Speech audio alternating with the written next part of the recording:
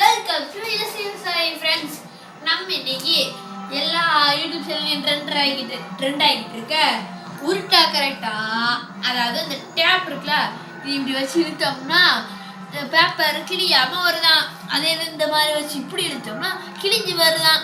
வாங்க நம்ம இன்னைக்கு ட்ரை பண்ணி பார்த்துருவோம். ஃபர்ஸ்ட் நம்ம இப்படி இழுத்து பார்ப்போம். இந்த பாருங்க, ஐயோ பேப்பர் அப்படியே ஒட்டிக்கிடுச்சு.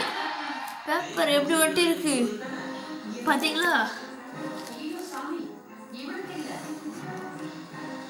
இப்போ